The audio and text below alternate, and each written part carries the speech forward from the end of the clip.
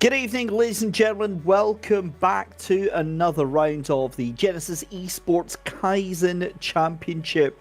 It's the home stretch now as we go to round 9 over here in the glorious United Kingdom. We are down in England and at Silverstone, the home of British motorsport. And this is going to be an absolute cracker after what has been an incredible season. Just a few rounds left to go, and it's just myself tonight. David Christie here with you. My good colleague has abandoned me for tonight, but we will welcome back to Pello Merioli in future broadcasts with open arms. Round 9, as you can see though, at Silverstone. We've got Suzuka coming up next week, Monza in 2 weeks' time, and then Watkins Glen to round out the season and to round out the year. So here we go then, Silverstone, obviously a fantastic track. Lots at stake tonight. We've got a lot to settle. Certainly standings wise, it was another impressive week for Luke Whitehead, taking the last win at round 8 there and putting him up to an impressive 216 points, up at the top of the table ahead of George Boothby that you can see there, 199. This is including the drop round that drivers are able to have. Tariq Adam up in the P3, Luke Addison in P4, Abe Santima in P5, and all the way down Cody Sherritt, Christian Dubloy, Giovanni Porzio, Henry Meyer and Dan Edwardson. That's your top 10, but realistically we are looking at the top 3 as your title contenders with 4 rounds left to go in this championship. So if you are new here, thank you very much for joining us here tonight. It's very warm welcome indeed. We hope you are having a fantastic time. But as we said, it is going to be a 90-minute race that we have got coming up for you over the next 2 hours. We've got qualifying that is going to be happening very shortly, and again, it's going to be so important for drivers to be able to get up to that top 5 in that qualifying session. Good evening to Mr. Porsche GT, and good evening to Montaigne Cillier, who is joining us on the YouTube chat this evening. Get your messages in nice and early, and we would love to be able to give you a shout out and to give you a little bit of a mention as well. You can see though, cars out there on circuit. This is Tariq Adam, who has had a fantastic resurgence of form just now, and be interested to see what they can do around this 3.6 mile circuit just outside of Colchester in Northamptonshire. And it is one of those tracks that almost has everything. I say almost, it doesn't really have anything in the way of elevation changes. It is very flat. But that is kind of where most of the circuits here in the UK came from. They were predominantly old, unused former RAF airfields. So the flat nature made it very good for them to be able to be used as racetracks. And then obviously you just add a bit of tarmac, add a little bit of variety, and there you go. You have got yourself a quality racetrack. So let's see who we've got out here, because obviously, like every single championship, it whittles down as time goes on. However, I am not seeing a Luke Whitehead this week. Now that is very peculiar. So Luke Whitehead, don't see him there just now. That could be some good points then for George Boothby. This could turn the championship on its head by the fact that there is no Luke Whitehead in the server just now. So that will be very interesting to see how that one all transpires. But what we'll do, as George Boothby comes round the final corner, we'll go on boards and we can bring you a onboard lap of George Boothby. So he's coming round that final right-hander just now through Club Corner, through Woodcut, and then to Cops Corner then, this long sweeping right-hander. So of course we're on the old pit straight, through the left, right, the Maggots and Beckett's complex. Again, so important as you're coming through Chapel Curve here to get a good run down this long hanger straight here.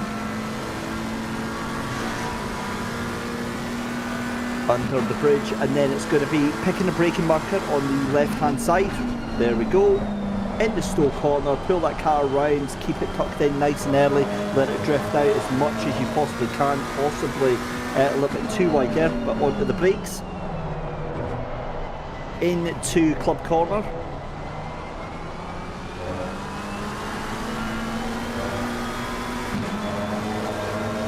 There we go, it's along the Hamilton straight then. Rattling up through the gears and flick the car right. This is going through Abbey, and then it's a sweeping left-hander into Farm Curve. Down on the brakes, through the gears, into Village Corner as well. And then you come into this brand new loop section. Again, another quick sweep through the left here at Aintree. And it is the run down this very long Wellington straight. Perfect overtaking opportunity, perfect chance to get some draft with some cars in front. And then again straight onto the brakes here into Brooklands. Another long left-hander, then into Luffield. Deceptively tight right-hander. You have to be so patient on the throttle here because the car massively unstable, and if you are too heavy on the feet, then you will end up spinning that car around through Woodcut though, and that goes across the line then, and that was a 157.1 for George Boothby then. So currently almost 0.2 of a second ahead of Tariq Adam, Cody Sherritt in third position, and then Abe Santiva in fourth position. Luke Harrison in fifth, Christian Deploy in sixth position, Daniel D'Amatos Pareto in seventh position, Giovanni Porzio, excuse me, in eighth position.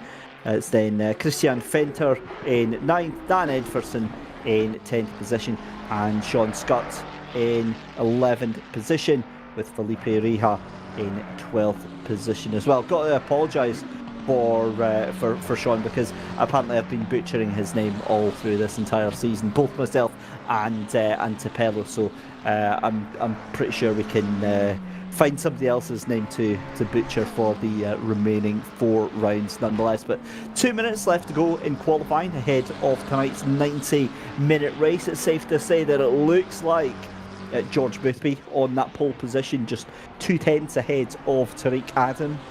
I think Tariq will be fairly satisfied with taking that second place there, 0.1 of a second, or just under 0.2 of a second off of that pole position time. What can Daniel D'Amatos Pareto do? Comes across the line, and no improvement there because that was an outlap 204.212. Also, interesting to see that so many Genisus Esports cars team members out there tonight as well. So George Boothby then just coming round to start another lap. And let's see if there's any improvement on this one for George. So we've got a yellow flag with Daniel D'Amatos Pareto decided to just jump back into pit lane. There we go, that's a stonker of a lap there, taking another 0.2 of a second ahead of Tariq Adam then, 0.4 up for that pole position. That almost certainly secures that pole position here with round 9 for George Boothby. Fantastic stuff, but 25 seconds left to go in qualifying as Luke Addison jumps up into P2 then. He's answered the call, and there's still plenty of time, to be fair, to cause a little bit of an upset here. Luke Addison jumping up into P2. So that was a 157.2, excuse me. So we're watching Philippe Rija here for the firing team. One of the last cars then to do a qualifying lap here at Silverstone. Trying to get any sort of progress up the field here, and you know, when you've got 2 seconds off of the pace of the leader, at least, you know, it's a pretty rubbish feeling, and I know this from being in the race our race last night, when I was 2.5 seconds off the pace. But it's also reassuring as Cody Sherritt. I'll interrupt myself there because Cody Sherritt just fires it up in second place. What can Giovanni Porzio do here for Genisus Esports? He comes across the line as well. It's up to 7, so an improvement of 3 places for Giovanni Porzio. But as I was saying, when you're a couple of seconds off the leads, it can be quite disheartening, but it's also reassuring because it lets you know what is possible.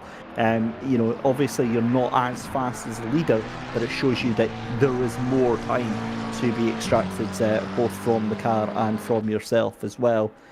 And I usually try and use that as a sort of heads down and chance to improve myself.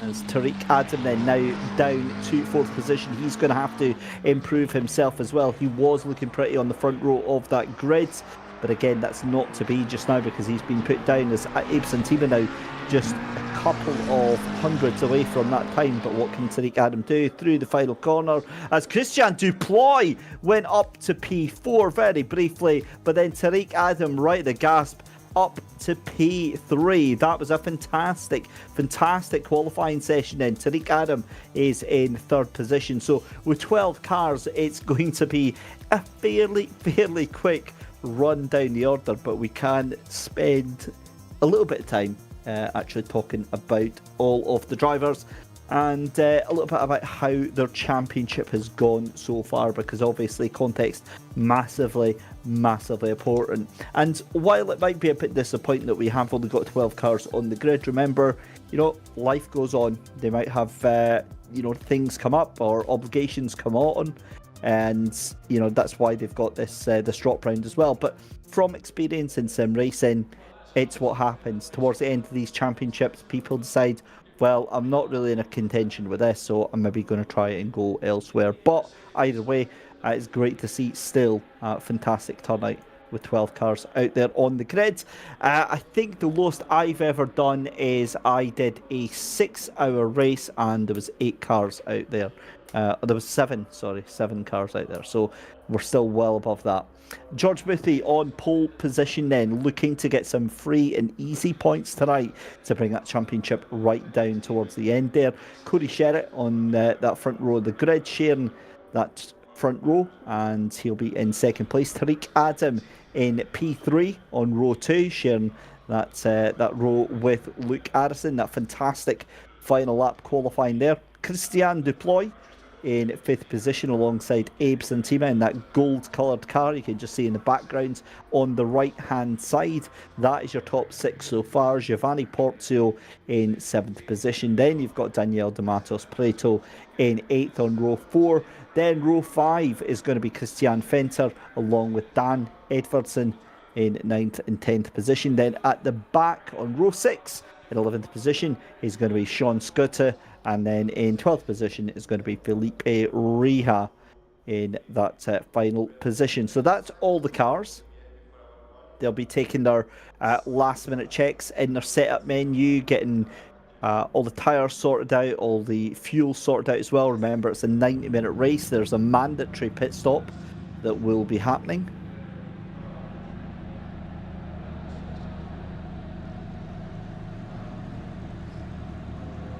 As the timer counts down to 0 and we get our formation lap underway here.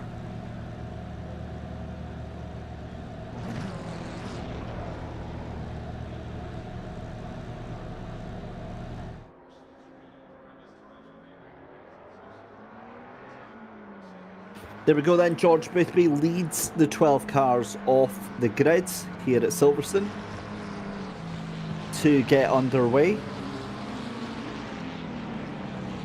And of course, with them starting at the old pits this time, so that means they're going through Cops Corner first of all, then it'll be through Maggots and Beckett's, and again a diverse lineup of cars and marks out there today.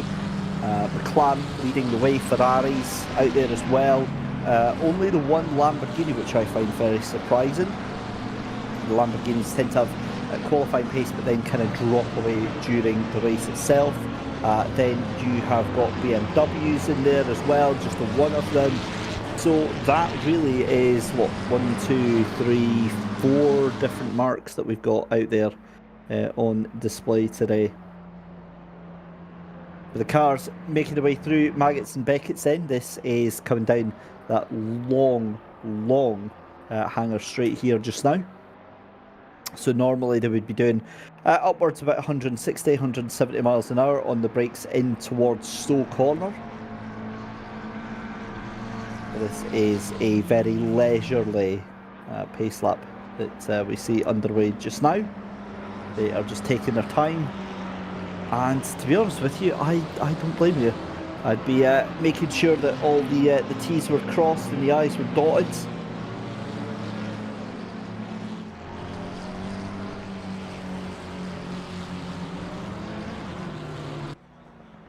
And again, that I'm trying to think of a polite word for that livery of George Boothby, and I can't find one. That bold livery of George Boothby.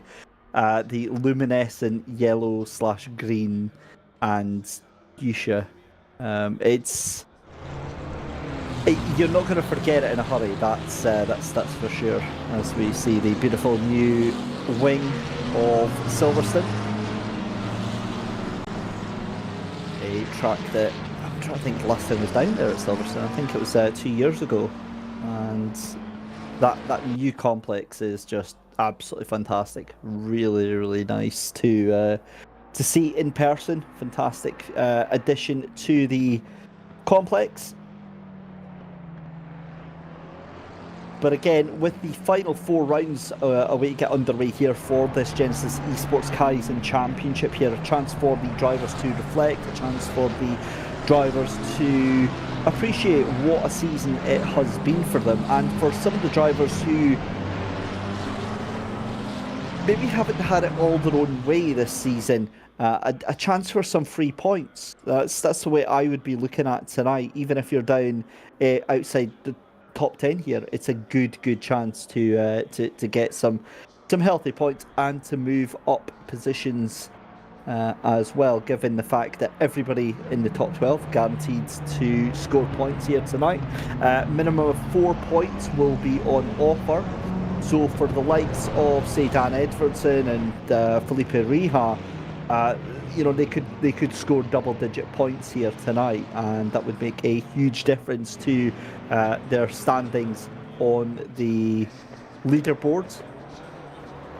Remember, of course, we saw Dan Edwardson just last time out taking that 3rd position, a fantastic, unexpected 3rd position. But as it stands, we come round the final corner then to get things going. George Boothby leads off Cody Sherritt, Luke Addison, Tariq Adam and Christian Duploy. That's your top 5, and it's all going to be a little bit manic going down into that first corner. As round 9 of the Genisus Esports Kaizen Championship is go, the green flag flies, and that is a predictably casual start there for George Boothby. Sends it to perfection, gets that job done there, but that's a good run through the Cops Corner complex just now for Cody Sherritt, as we've got 6 cars all piling in to Maggots and to Beckett's for the first time of asking here. Again, it's all going to be on what these Genisus Esports cars can do just now. But have a look at Christian Duploy at the moment. He fancies getting back into this as well, but not before Luke Addison, who lost that position out to Tariq Adam, as the scoreboard, as always, goes a little bit crazy on the first lap of this race, though. The car's coming through Stowe Corner then. And who is that in the background? I think that is Luke Addison, who really wants to get past that car in front, as we move to watch Tariq Adam all over the back of Cody Sherritt right now. There is Christian Fenter with Giovanni Porzio just behind him. You've got Dan Edwardson in the mix there as well. And there we go, beautiful move there, as that is Sean Scooter in the logistical nightmare racing car. Montaigne Cillier saying that the Genesis livery army is so intimidating. This is 100%. Oh, and that's a clip behind. Daniel de Matos Pareto gets punted from behind. I think that might have been Giovanni Porzio, and I'm not sure that that's going to do the handling of that nimble beast any good whatsoever there. But either way, I'm pretty sure that was a Genisus car that was caught up in that. As we're seeing Felipe Rija up into P9. That's a brilliant job and a brilliant start there for Felipe up into P9, but he goes wide out of that final corner there. That allows Giovanni Porzio to say thank you very much, take that position, and that was always going to happen, as we saw there for that number 23 of Daniel de Matos Preto, a little bit falling behind. Now you can see him probably about 4 or 5 seconds off of the pace. We've got to say good evening to Farida Adam, and also to Deeg Obi, to Gareth Hawkins out there in the YouTube chat.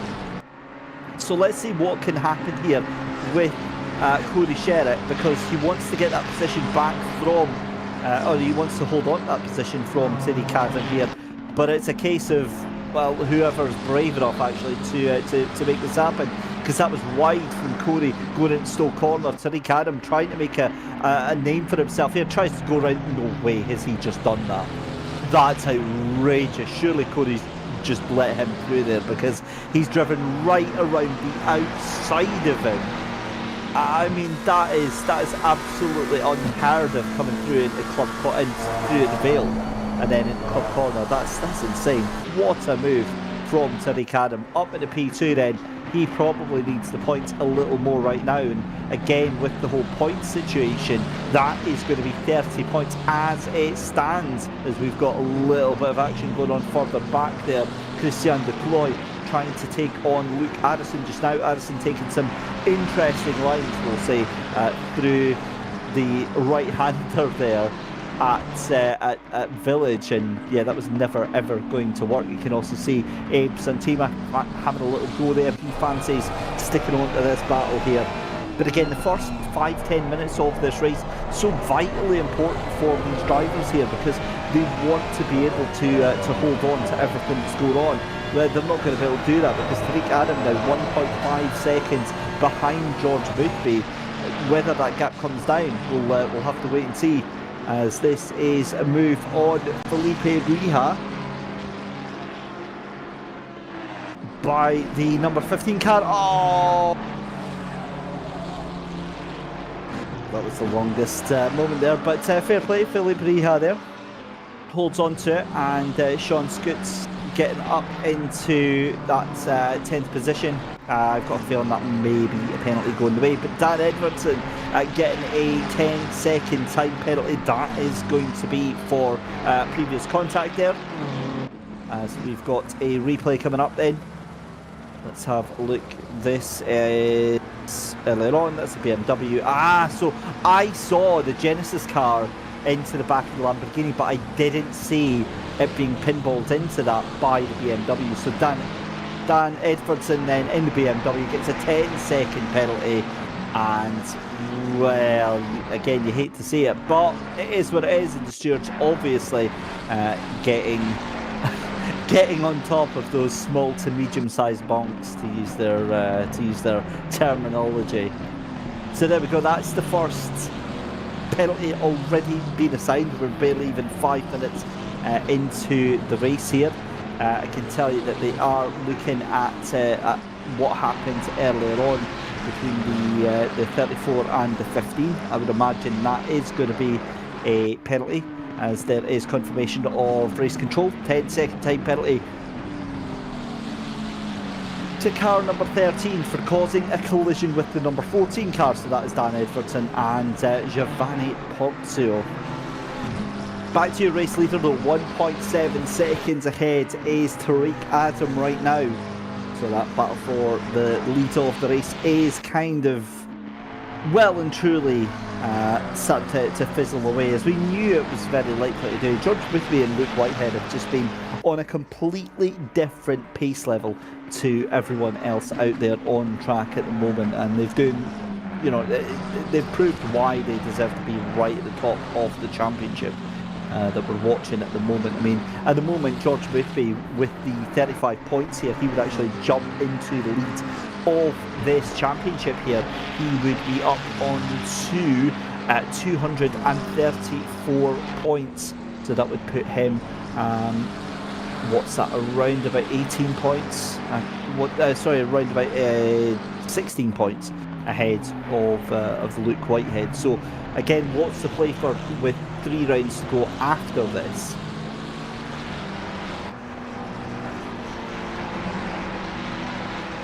Cody Sherritt in 3rd position, fighting the good fight ahead of Luke Harrison there. And again, this is, I hate to say that this is probably going to be a quieter race for you all to be watching out there tonight. We've got a 5-second time penalty to Sean Scutt in the 15 car for causing a collision with the 34. So Felipe Rija in that 34 car getting collected, getting punted, and a little bit of vengeance there for Felipe Rija, as Sean Skitter getting that 5-second penalty.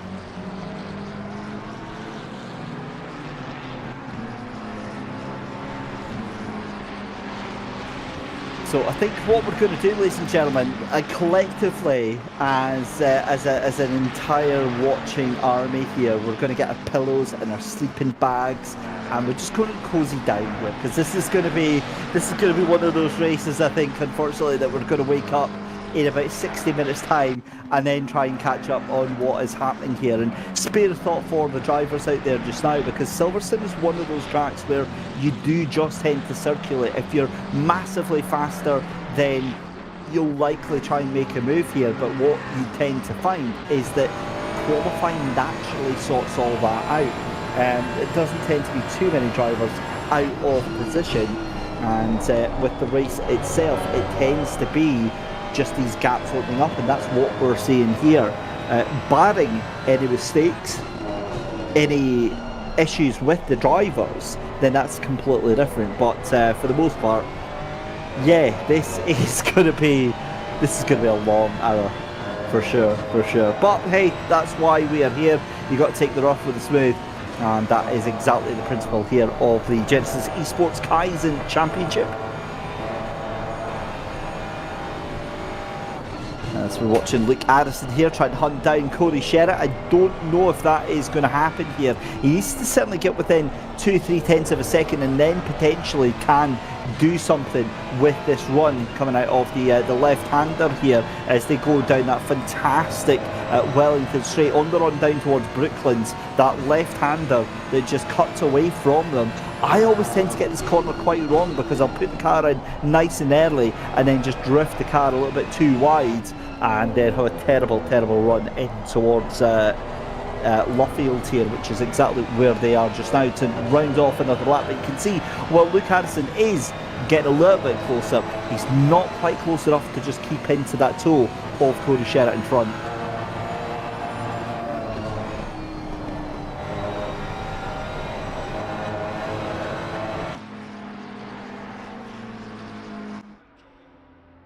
As we cut back to external cameras, then again you get to see just exactly what we were talking about there, about the fact that the groups all starting to really spread out here at this early stage of the race.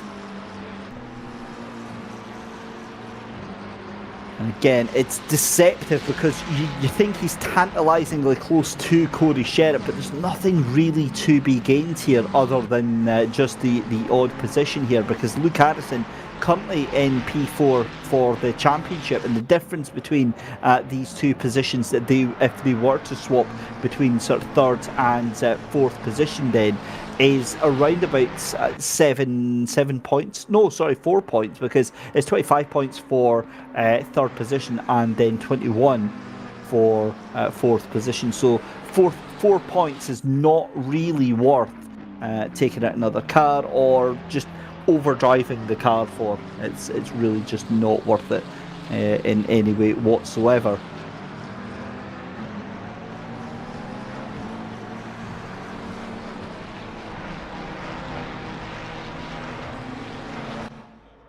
So let's take another look at some action that happened earlier on then. This is, so this is where the number 34 car of Felipe Rija was unceremoniously escorted into the wilderness at Copse Corner there, and that is exactly why Sean Skitter getting that 5-second penalty compared to others. Might be a relatively minor penalty, but either way, it's obviously you're punished for the incident and not for the outcome of what went wrong. So let's actually, I'd quite like to see that if possible from broadcast. There we go, as if by magic.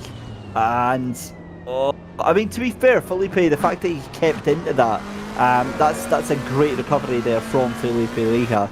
And he did lose, I think more than the 5 seconds, but I think that penalty was appropriate here. But Daniel de Matos Pareto here coming under pressure from Sean Skitter in that number 15 Ferrari as they go down the hangar straight just now in towards Stowe Corner.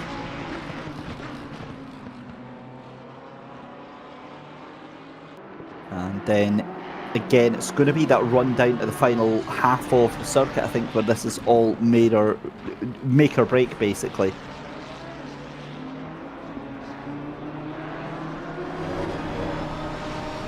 As we can see on the tail end of Daniel de Matos Pareto. And again, Sean Skitter trying to get that recovery drive done here.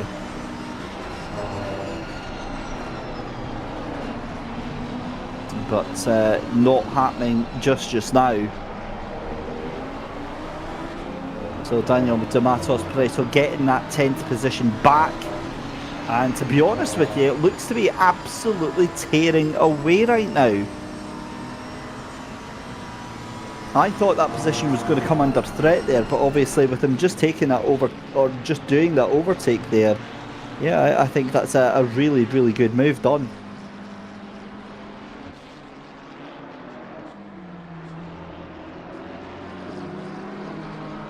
Philip Rija here for the firing team, making his way around. Just 75 minutes left to go in the race. Not them counting down at all, whatsoever. And the thing with this, though, as well, is that, again, while we're watching this, and it's like I said about 5 minutes ago, this is not going to be 100%, this is not going to be the most entertaining race that you guys are going to see, but it's part of the championship. So it means a lot for the drivers. Dan Edwardson it's taken the opportunity to pit in. So it means a lot for the drivers to get those 3 points there. And hang on a minute, actually, Dan Edwardson's gone. Dan Edwardson has disconnected, so he went into pit lane. I wonder if he had a bit of an issue, or if he's just decided to give it up for the day. That's exactly what I did last night. I was in a community race last night, and I was I was the last basically of the surviving cars, and I got about 10 laps in to a 45-minute race, and I'm like, there's literally nothing I can gain from this, so I just ended up calling it a day. So I completely understand what's going through the mind there from Dan Edwardson. But the fact that he went to pit lane first and then disconnected, I wonder if it's actually a technical issue that's happened there. We'll certainly see, and I'm sure if something has happened, then our wonderful broadcast team will let us know as soon as possible. Talking of which, right here is the BMW then. Oh, I must go now. My people need me. The BMW, obviously, that's sat-nav fail, traction control fail, brain fail. I don't know what to make of that. That's, yeah, well, either way, that is Dan Edwardson. Not going to be returning to the mix tonight, unfortunately. Meanwhile, Philip Rija is desperately trying to catch back onto this group here just now, but again, he is in absolute no man's land just now. 10 seconds off of the group, and he will not be... I can't see him actually gaining anything else out on this tonight here, but as we said, It's all about getting through to the end of the race. And remember that pit stops are going to be coming up very, very shortly. There's going to be a 20-minute pit stop window, and it's mandatory that the drivers refuel during that pit stop. As we're watching Cody Sherritt just now. He's making his way around for Genisus Esports, chasing down Tariq Adam, Luke Addison in that 4th position, Christian Duploy in 5th, Abe Santima in 6th position, Christian Fenter in 7th, Giovanni Portio in 8th, Daniel D'Amatos Breto in 9th position, Sean Skitter in 10th position with that 5-second penalty, and then Felipe Rija at the back of the field. But again, still taking part in this race, so all credit where it's due. That's exactly the ethos here at the Kaizen Championship. It's all about just keeping on going, keeping on chugging along and trying to improve wherever you can. And to be fair, he is making some small gains, but nothing really to write home about at the moment.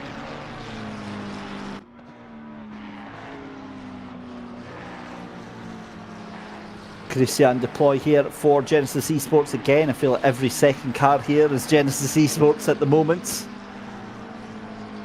In that number 4 Ferrari, he's currently in 5th position again, 2.1 seconds behind Luke Addison at the moment.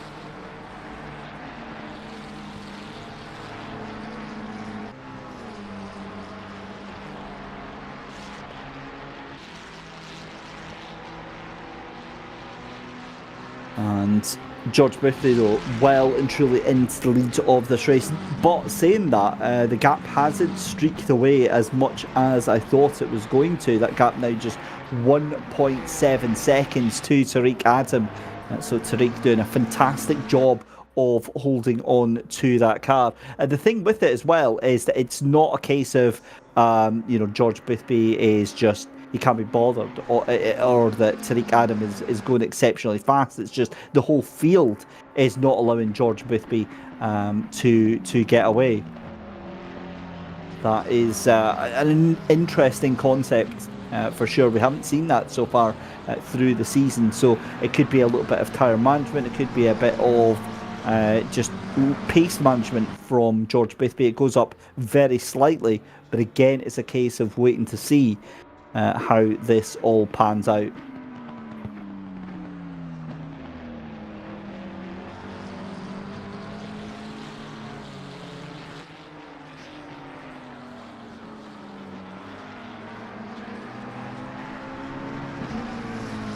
So looking through the field here, and this makes it a very, very difficult task for our broadcast team, is the fact that there's all of the cars are at least a second behind everybody else, so there's literally nobody together on track here. To be fair, this is one of the reasons I'm not a huge fan of Silverstone. It's a track that I've got real life racing experience with, but that was very different. That was little 1 litre cars, and there was 100 of them on track at the same time.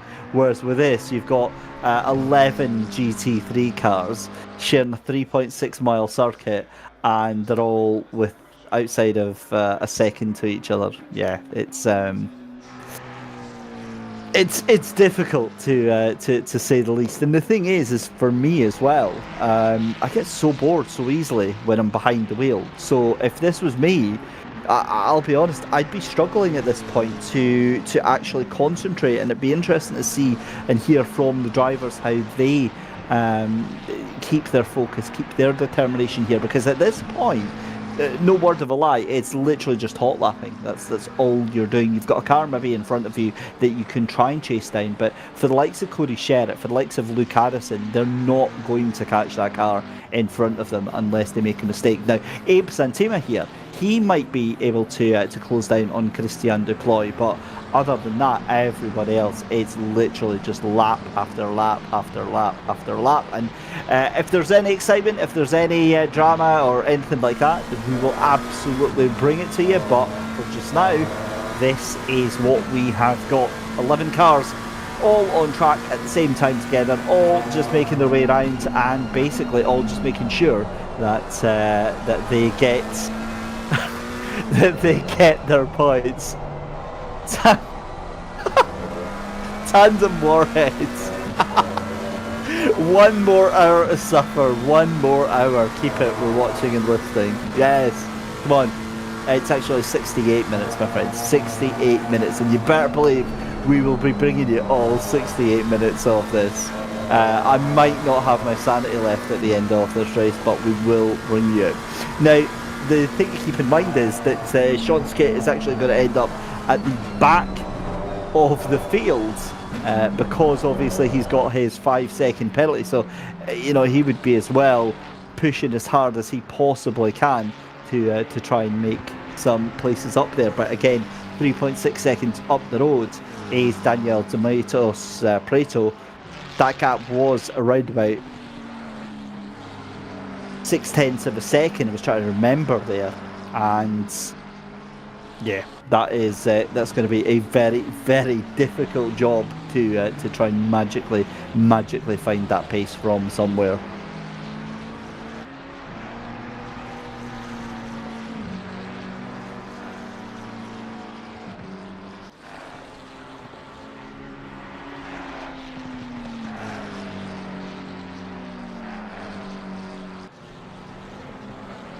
Abe Santima here for Thomas Enga Sim Racing. It's been a good season so far for Abe. He'll be fairly happy with what he's got out of it. Currently P5 in the championship, 113 points, 103 points off your race leader, but still in a good position. If he gets a good finish here with 6th position, I think he would end up taking away 15 points from this. So, you know, that would boost him up to around about where Luke Addison would be. Now, Luke's obviously going to get some more points out of this race as well, but either way, I think Abe will be fairly happy with that. The only downside to that he's got to watch out for is that pesky number 10 of Cody Sherritt, who will be getting 25 points from tonight, and will be leapfrogging Abe Santima.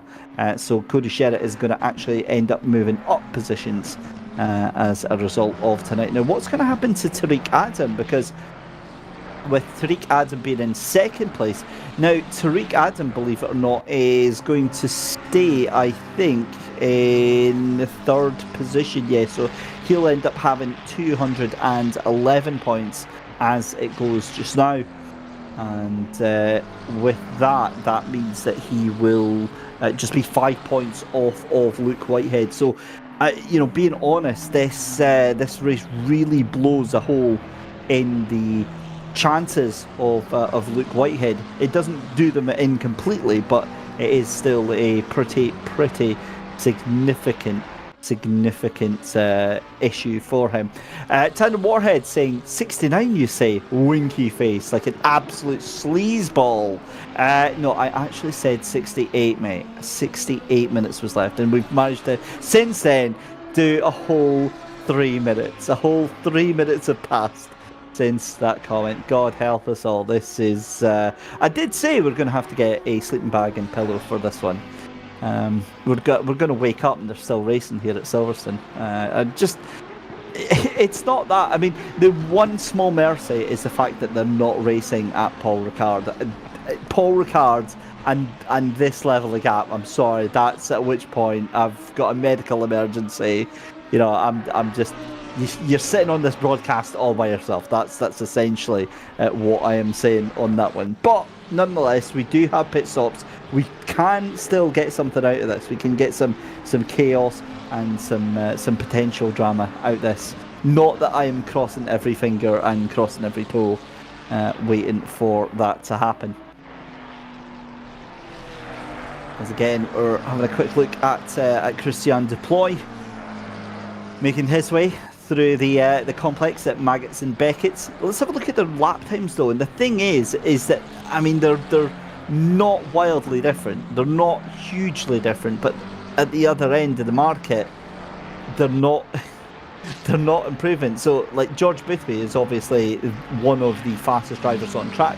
To be fair, getting pegged evens by Tariq Adam, but everybody else that's behind that is slower. So the gap is just getting bigger and bigger and bigger.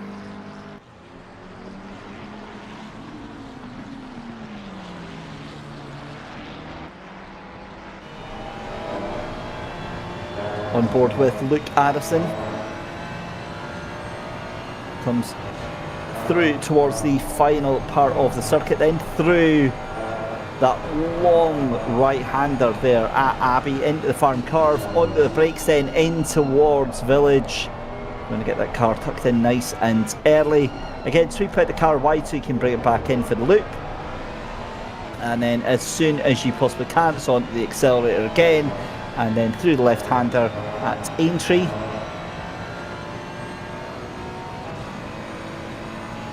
And along the Wellington Straight, onto the brakes then, into Brooklands, around the right-hander at Luffields, and that is going to be another lap completed here at Silverstone. 13 laps in the book at the moment for round 9 of the Genisus Esports Kaizen Championship. Still George Boothby in the lead of the race, 1.9 seconds ahead of Tariq Adam. Cody Sherritt in 3rd position, Luke Harrison in 4th, Christian Deploy in 5th position, Abe Santima in 6th, Christian Fenter in 7th, Giovanni Porzio in 8th, Daniel Demetos Preto in 9th, Sean Skitzer in 10th position, and then Felipe Rija in 11th position. Well, look at this, Luke Harrison starting to close a little bit on Cody Sherritt. I'm not going to jinx things, but I'm getting a bit excited here. Could this be? I mean, that's 0.7 of a second closed in that one sector alone. Are we going to see an overtake? This is far too exciting here just now. Mr. Porsche GT saying Christian Fenter for the win. Listen, if Fenter wins this, right, I will be blown away from 7th position. As here is Luke Addison, right onto the tail end then of Cody Sherritt. So something has happened then to Sherritt. I wonder if the pace has just dropped off of that number 10 car just now. As let's have a look at what we can see this here then. As I'm looking over at Discord, and I've noticed that our very own Gareth Hawkins has unmuted himself and has got his headphones on as well. So I'm going to scare at myself in saying this, but Mr. Gareth, are you here? Hello. Gareth, how are you doing? Thank God I've got somebody else to bring in here. This is a bit of a quiet race here, but the thing is that still some good points on offer for this race here tonight. No, absolutely. I think the guys are going to be happy that a couple of drivers have dropped out so they can get the additional points. And also obviously stay in the contention for some gear in that little draw that we need to do at the end of the season. But as someone mentioned in the on the stream, it's this train of Genisus Esports cars, I suppose, could be quite intimidating. I think we're getting some good footage out of this one. At least there's some good battles between them. They need to keep each other on their toes, that's for sure. Any team orders between the Team Genesis drivers, or is it every man, woman and child for themselves? Every man for himself, Just keep it respectful and take it out on track. I mean, we definitely don't want to see them holding back.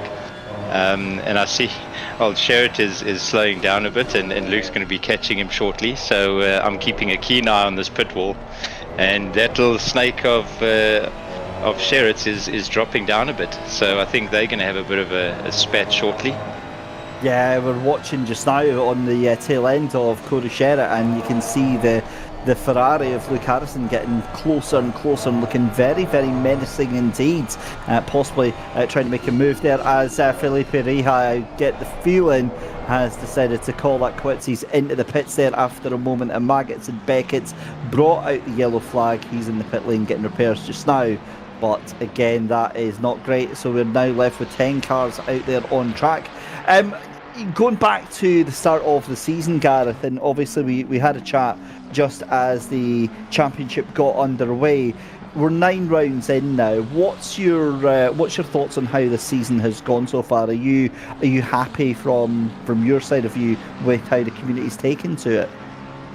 Well, listen, there's been some great interest around it and support. It would have been great to have seen a lot of the drivers that started off the season to kind of just see it through to the end. You have mentioned that it does happen, come closer to the end of the season, and people aren't in points that they would end up dropping out. But I think it's more than that. It's more than just being up there for the top 3 spot for the prize money. I think the whole principle is the continuous improvement. So I think comparing yourself against the likes of the esports drivers from Genisus, I mean, all of them are competitors on the international stage and a lot of big competitions. So other drivers can come in and kind of compare themselves and match themselves against the best. I mean, we've got Boothby that's in here again tonight. I'm pretty sure Whitehead won't be wanting to lose out on his top spot. He might feel a little bit more comfortable having the current lead and happy to come back and fight closer to the end of the championship again and make it more interesting for himself. But it would be great to see a lot more drivers, seeing it out and persevering. But other than that, I mean, the broadcast quality has been great. I mean, between yourself and Tubbs, it's been great commentary. Old Costello on the back end with the footage, it's been fabulous. So from a production point of view, it's been absolutely great. From the driver's point of view, again, it would have been much nicer to have seen the guys just persevere a bit more and try and improve, right? I mean, it's not always about the top 3. It's about improving and preparing yourself for other tournaments and championships that are out there. And on that note then, because obviously it's been a fantastic showcase of Genisus Esports with all of the drivers out there pretty much in force every single week. How has this year gone for Genisus Esports? Because it really feels like they've kind of made a name for themselves specifically this year and gotten a lot of attention. No, absolutely. I think also spreading themselves across as many of the highly competitive championships and series. LFM obviously being one of them. SRO obviously doesn't span across the entire year, so we're quite looking forward to the preparation for that again. And this is what it's all about. Is everything was actually originally built around preparation for SRO, and this championship is just a stepping stone in preparation for the Thursday night LFM series. But there, I mean, the guys have to grind, right? And it's become noticeably more difficult for the guys to get into Split 1, for instance, because if you look at the ELO that they have to maintain, the guys that are competing in Split 1, they basically grinding every single day and getting the relevant points in ELO that they need. So it's not too easy. I mean, Tariq, he's quick, right? And he's right up there with all of them. The same with Sherrod. Deploy has come up. I mean, if you look at the continuous improvement and probably the most improved over the season, and I say tongue-in-cheek, it's thanks to the C5, the Cummins DD that he got. But recently, I mean, he moved over onto a direct drive wheel, and he's put in a bit of time with that. So I think the hardware there at least has contributed as well to a bit of that, but yeah, it's just great to see the improvement that the guys have had. And I suppose those that are watching will know that Sherrod's brother, or Cody's brother, Jordan is he drives for Ferrari, and I believe he's even made a comment now recently on how he's observed the improvement that the drivers have had, and they've become a lot quicker than what they were. And I don't think it's also not just being quick, right? You've got a lot of drivers that are quick, but it's the racecraft and being able to stay out of trouble. So I think these types of championships are helping them tremendously in just getting a good feel for having quicker guys behind you, in front of you, chasing guys, being consistent. So, I think there's a lot of positives. There's definitely a lot of positives to take from the year. Yeah, it looks like it on that way. But a bit of a personal question for you, Gareth. Then, obviously, from experience in chatting to team managers, yeah, I always get the feeling of like there must be at least something a little bit crazy about wanting to actually start up a team and organise a rabble of rowdy drivers. But what was the reason for yourself, Gareth, and getting Team Genesis together? Sure. Well, there's a couple. So, I mean, I'm into gaming myself. I'm definitely not on the same level as these guys because whether they're racing or playing any other game, I mean, I often play Overwatch with them, and they've now gotten into Call of Duty now recently as well, just when they need a breakaway from racing. But they're highly competitive. So they're not just it's not just in one discipline that they excel at. I mean, and for me, that's the intrigue. When you have athletes, and whether they athletes within the virtual world or real world, when you reach a certain level, there's a certain competitive nature within you that drives you. And I think that's also, whether it be again in sports or business, it's the same thing, right? If you've just got that inherent competitive nature, then you'll tend to carry that through in anything that you do in life. So I think one of the kind of I'd say what's the right word? Yeah, one of the contributing factors to this is also, and I think I mentioned this in the first interview, is to also, out of these pool of athletes, if you like, that we bring into the fold, that they can also kind of migrate over into the cybersecurity space, into DevOps, into any other kind of discipline in the corporate world. And some of them are making that kind of transition. We're leveraging guys in various areas. So, for instance, Tariq, I mean, I can't wait for him to finish his studies. He's studying information systems. He's still got a year to go. But he's already got himself a job secured within Genesis Risk the minute he wants to move over. So, it's trying to find individuals with this kind of drive is very difficult. And if you're able to find competitors within the esports world that go to this level, then you know that is something that they'll inherently bring over into their work discipline, because it's all about work ethic and the amount of effort that you put into things to be able to reach that top level. So yeah, there is definitely ulterior motives, and I think it's just a great scene to be in. I actually laugh. It was probably about 20 years ago. I mentioned to a very good mate of mine. In fact, we're still very close. He's basically, we've known each other since we were 10 years old. And when I first moved into my first apartment, I told him, listen, when I'm 40, man, I'm still going to be playing games. And in fact, we're going to open up a gaming arena. And we're about to do that down in Georgia in the Western Cape. It's not exactly the largest of arenas, but it just shows you that there's, once you got gaming in your blood, at whatever level, you'll never let go. So I enjoy it, and I think it's just great to be able to contribute towards something like this, and also have the camaraderie between the guys, and just bringing something like this together. Absolutely, I could not agree any more with you on that. I'll come back to that topic of conversation in just a second as we see Luke Addison into the pit lane, then off of that battle with Cody Sherritt, Giovanni Porzio into pit lane as well. We are 5 minutes into our 20-minute mandatory pit stop window, so those cars are the first ones to blink just now. Well, Daniel D'Amatos Pareto is actually the first one to blink at the moment. But you mentioned there just briefly, Gareth, about your esports arena and the endeavour in South Africa. One of the things that I've noticed as well is that the esports, the esports culture and the whole idea of esports, I guess, basically is what I'm trying to say here, in South Africa is just an incredibly fast developing and very exciting thing that's kind of emerging in South Africa. No, absolutely. And I think it's globally, right? The only problem that we have in South Africa is we need power to run our machines to be able to stay in competition, which is challenging at times. And I think this is also the challenge for half of the drivers, because, I mean, we're constantly going into different stages of load shedding. So if the guys don't have the right kind of backup power, it's problematic for them.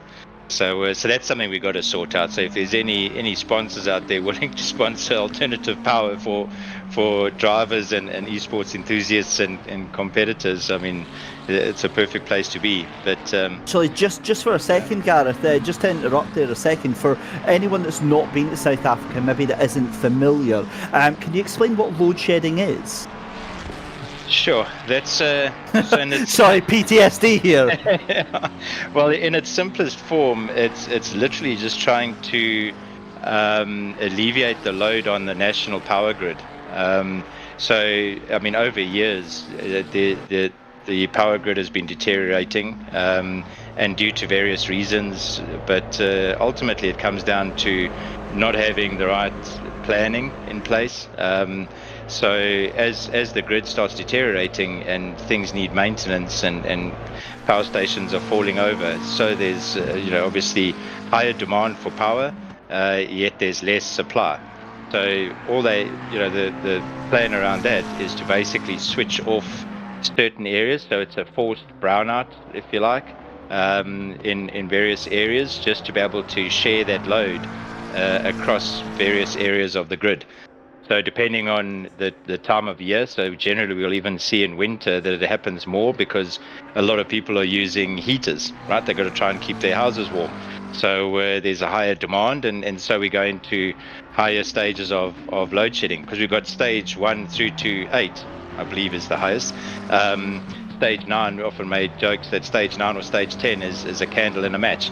But prior to that, I mean, it's if you're sitting in stage 6, then you're basically sitting with every 2 to 4 hours, your power is going to go off for 2 to 4 hours, which is crazy. I mean, it's hurting the economy tremendously.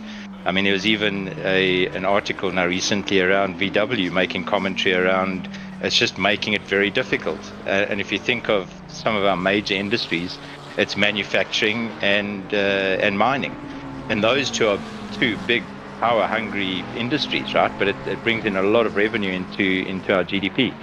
So it's challenging for the country, and it's extremely harmful, to be honest. Yeah, again, the reason I was getting you to mention that is because obviously not everyone might be familiar with the concept of spending a day and maybe for half of the day, 12 hours of the day, being without any sort of power in the rolling situations. It's something I think in the kind of northern parts of Europe and the western part of the world, we kind of take our constant supply of electricity for granted, especially as things like gaming and stuff like that. And it wasn't until I'd been to South Africa last year that I kind of opened my eyes to that sort of thing. So it makes for me, it makes it even more important that esports is there as a way of kind of making a name for yourself, a way of escaping. And there's some fantastic technology out there, power-wise as well, that allows gamers to kind of stay connected. But it is obviously a constant worry for a lot of the gamers and a lot of the people over there in South Africa.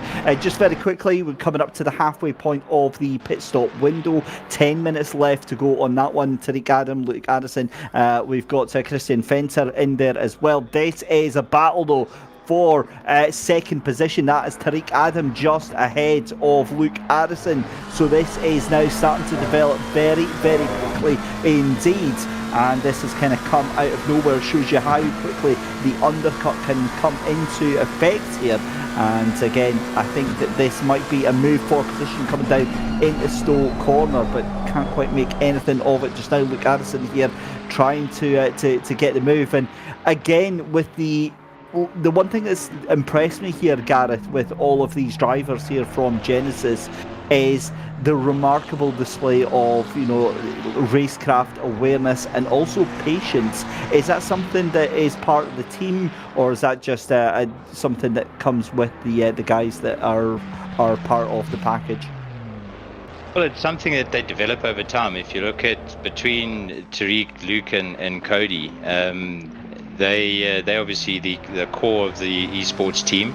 Then we've also got the academy drivers, but and I think I've said this before, that's what separates the men from the boys, if you like, but the core team from the academy team in general. is their ability to just be so consistent, keep the pace, even driving through traffic. I know with 10 cars, there isn't exactly a lot of traffic for them to navigate through. But even if you had to see them on a full grid, they hardly lose any time on that lap as they fight their way through. But yeah, no. So there's obviously a lot of respect between the guys. So and I think that's one of the things that is the core team tries to instill in the rest of the team, is how to have a battle, how to stay safe on track, and maintain your pace. But Luke was trying to put his nose in there, but Tariq said not a chance. Excellent stuff. Well, listen, thank you very much for coming in and having a chat with us tonight, Gareth. Very, very much appreciated, and it's always great to hear your side of things. No, absolutely, and thanks for having me once again. Excellent stuff. Well, that is our very own Gareth Hawkins there from Genisus, having a chat behind the scenes and giving us all the lowdown about the team itself and about the championship as well. Remember, lots of prizes to be given out as a result at the end of the championship. At 42 minutes left to go in this, we've got 3/4 of the field's already been into pits. We've only got 10 cars remaining, but this is going to be a very, very interesting affair nonetheless. George Boothby now jumps into pit lane.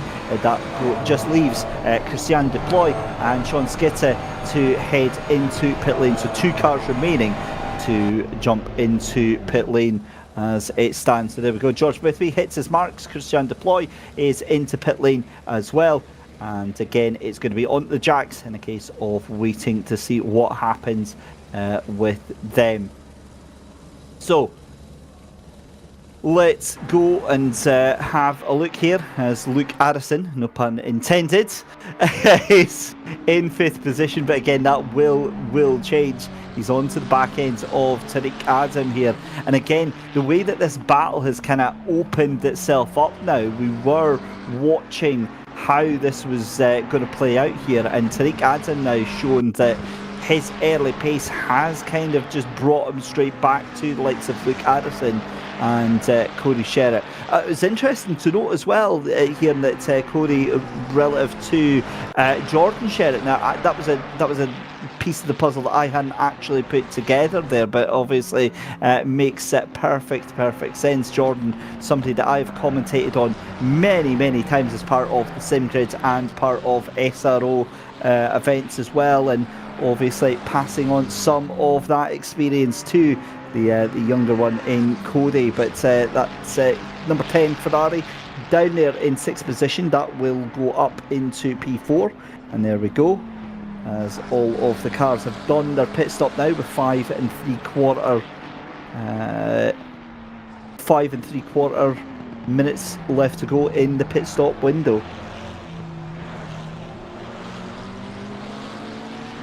As Luke Harrison, we're still watching here, 40 minutes left to go in the race, and again I think that might have been the closest chance for Luke Harrison coming out of pit stop, because we saw the pace that Tariq Adam had in that early point of the race, starting to open up that gap. But what can Abe Santima do here, because he's lost that position to Christian Duploy? He was in 5th position for a while there.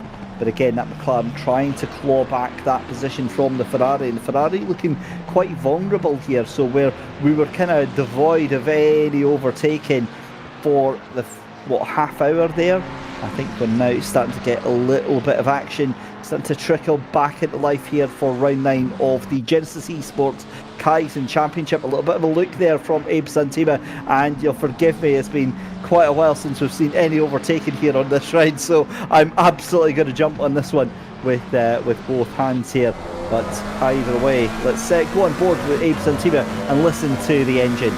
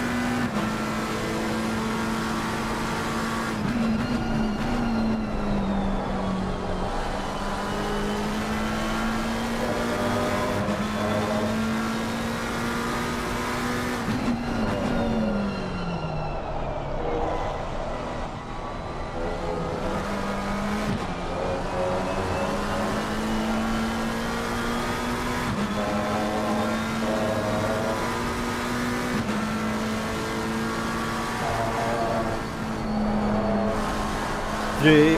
Abbey comes on then through Abe Santima with that chase down to Christian Duploy. And I've got to be honest, I was getting treated while we were letting you hear the engine notes there of Abe Santima to our broadcast director dubbing over his own version of the onboard sounds from the engine. And I just wish, ladies and gentlemen, you could have heard what I heard. It was glorious. It really, really was glorious. But Abe Santima then still chasing down Christian Duploy. This could come to blows very, very quickly. That McLaren seems to have the edge on the Ferrari just now. But again, it's whether or not that Ferrari is going to give up that position. I don't think it is, because the Ferrari seems to have the legs on the straightaway, but it's through the... I can't believe I just called it a straightaway. That's too much hanging out with my American co-commentators. Round the straight, right? Ferrari's got the legs, okay? It's got the grunt. That's what I'm trying to say. But the McLaren through these twisty sections here, this is where it makes up all of the time. And if I could just get a good run through Maggots and Beckett's here, get a good exit onto that straight, that is going to be absolutely crucial. Has it got the job done on the hanger straight here as we're on to the back end of Christian Duploy? That McLaren looking poised, waiting in Stowe corner, but again, it's not enough. This is probably the closest this little fight has been so far, though. The fight for 5th position.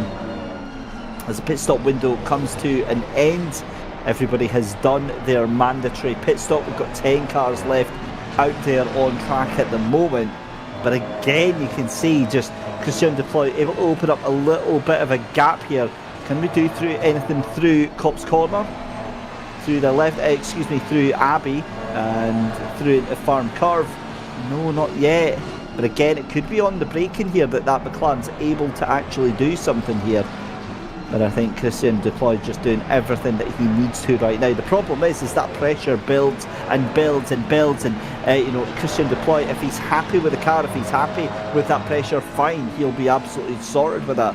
But some drivers tend to buckle under that pressure. They start making mistakes, they start making little slip-ups here and there, and that allows not only Abe Santima to get a bit closer, but it also starts slowing that car down that's in front here. And I think that's starting to become an issue here for Christian Duploy. But he gets a brilliant run out of Luffield to come into the next lap here, lap number 27. Again, a stellar exit from that corner there. Did get a little bit of a breathing space from that McLaren. But again, this is looking so dangerous for Abe Santima. He wants to get this position right now.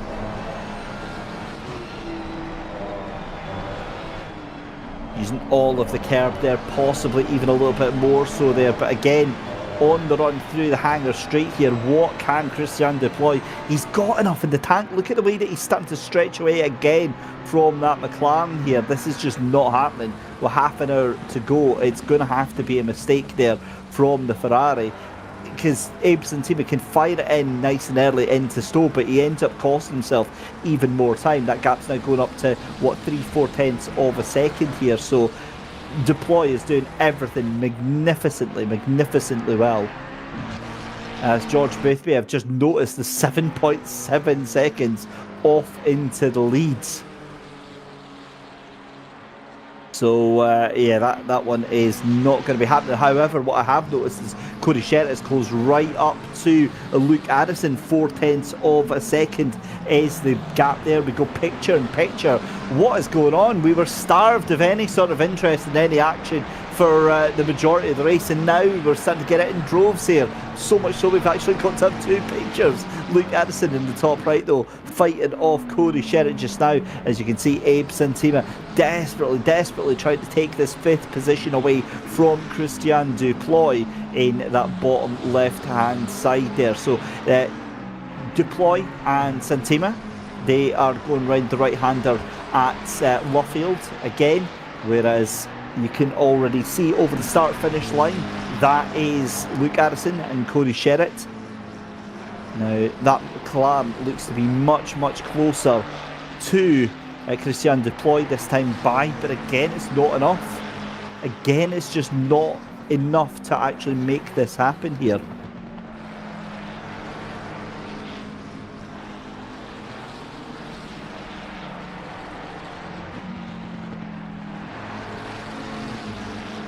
So it's great to see that the broadcast has sent YouTube chat off to sleep. We've not had anybody talking for the past 35 minutes, so wakey everyone.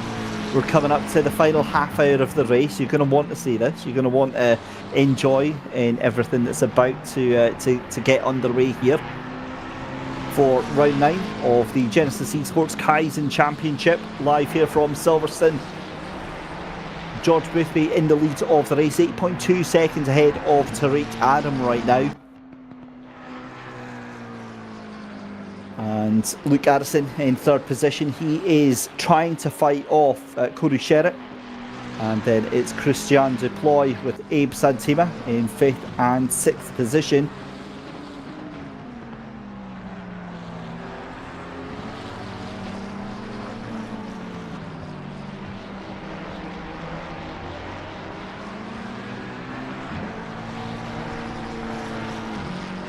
And then 8th position, Giovanni Porzio, Daniel D'Amatos Preto in 9th, and then Sean Skitter in 10th position.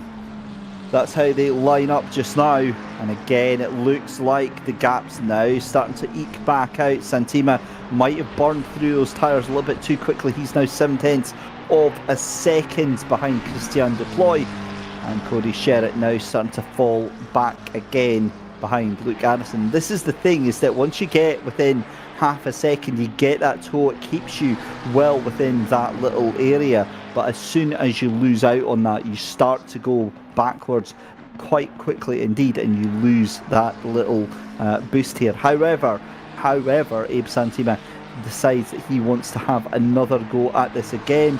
The gap was 0.8 of a second, it was 0.6 of a second, now might be down to around about 0.4 of a second as they come out of Maggots and Beckett's as well on that run down towards Stowe Corner again.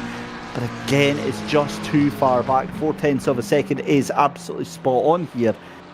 But again, it's going to have to take a lot of effort from Abe. It's going to have to take a lot of determination and a lot of, you know, thought and planning in how to actually make this work here.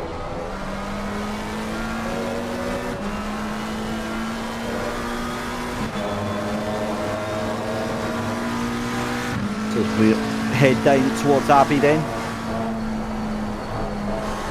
Abe Santima currently 6th place in the race tonight, but of course in standings wise P5 at the moment. So Christian Deploy is really kind of in the pound seats tonight, because Deploy is 7th in the championship as it stands, so going to be making some hefty points out of this. However, still not really one to worry about for Abe Santima, because at the moment that is around about 28 points in the deficit for Christian Duploy. So he'll get a couple of good points out of this compared to Abe Santima, but again, in the grand scheme of things, it's not a fight that Abe has to fight too hard.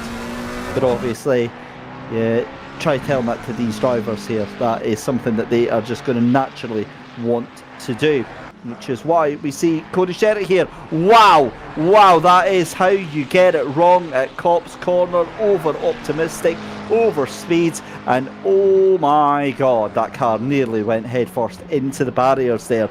Terrible moment there for Cody Sherritt. He's going to lose a lot of time there, and he's going to have to watch out now because oh no, well, he's going to have to watch out because Christian Deploy is catching up, but the oh no is because Giovanni Porzio has got himself a drive-through penalty, and 100% that's going to be for track limits, and 100% that's going to have been gained at Copse Corner, because that is precisely where he was when that all came about. So a drive-through penalty has to be served by Giovanni Porzio. That is a lifeline to Daniel D'Amatos Preto, who will move up the position, and that is also a lifeline for Sean Skitter, who will move up the position as well, possibly. But again, it depends on how quickly Giovanni decides to take this drive-through penalty. As there is your race leader, a car that we've not really seen too much of tonight. George Boothby out there in front, in charge. Best part 10 seconds ahead of Tariq Adam. It is now 10 seconds.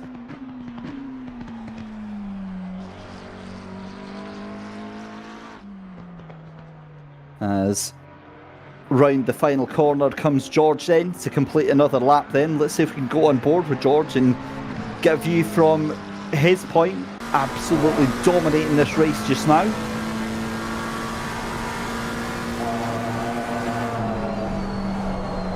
Comes into that Copse corner then, just before the run down towards Maggots and Beckett's.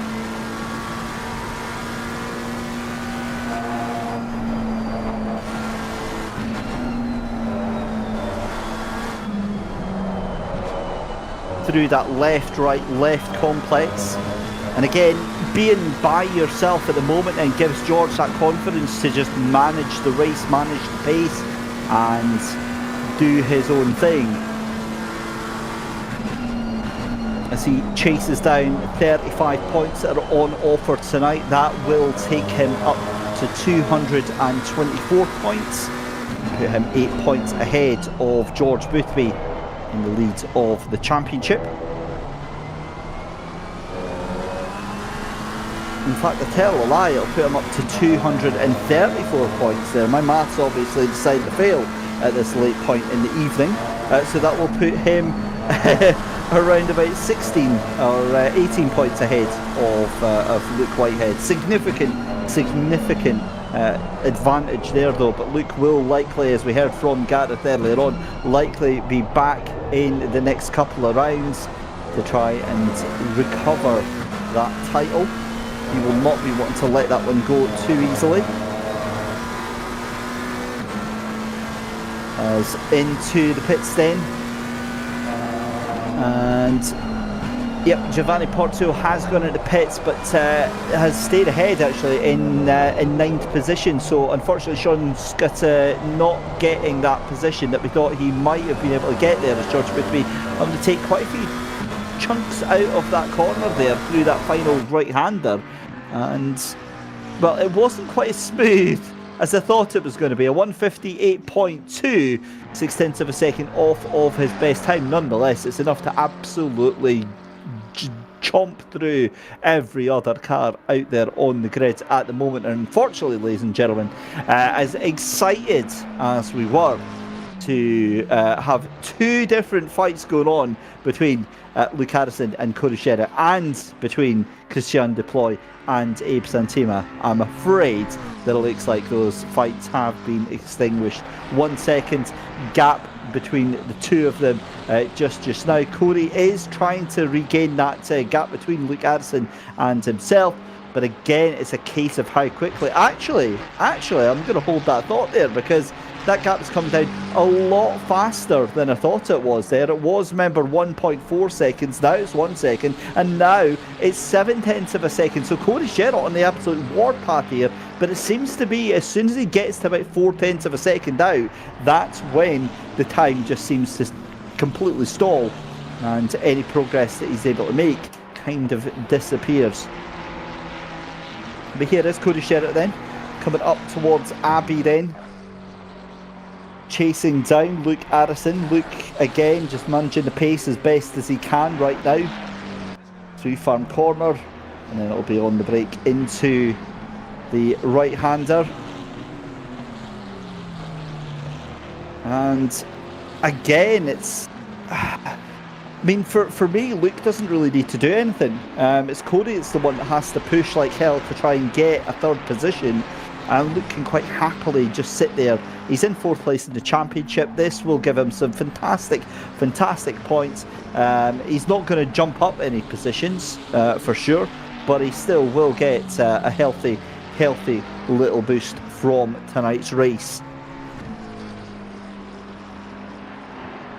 But again, Cody Sherritt closing down quickly. That gap's now, what, about 4/10 of a second between the two of them.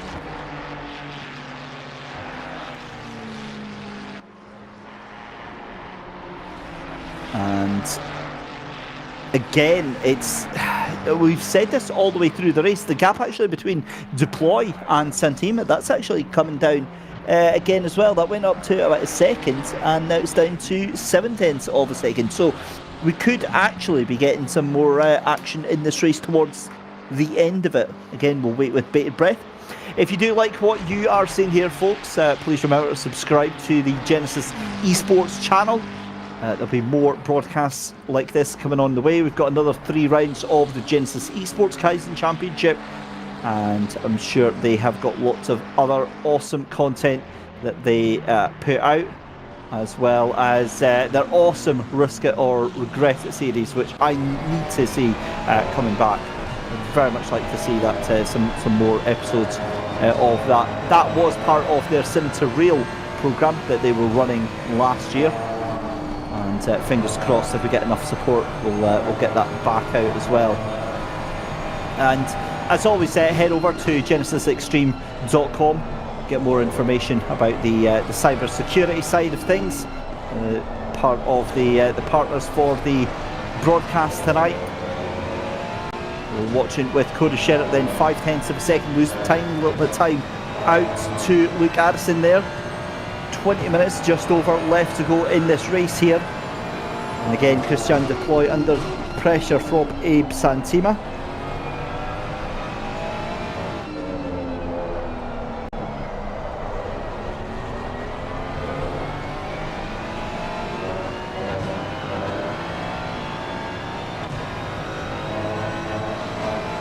I think part of the MO at the moment from Cody Sherritt with this position here is he's right onto the back of Luke Addison, but he just wants to apply pressure.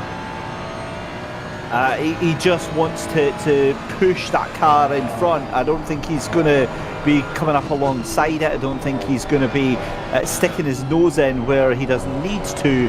But again, with him backing off a little bit, this could be it here. He has a cracking run through Maggots and Beckett.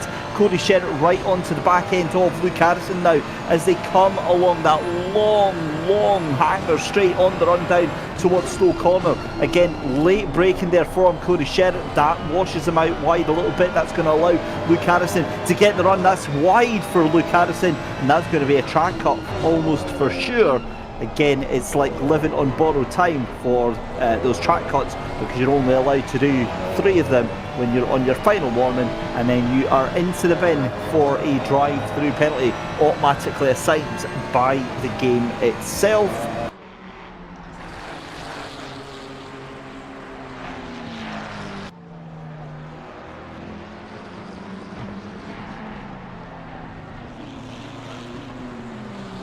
Onto the brakes then goes Cody Sherritt into the loop.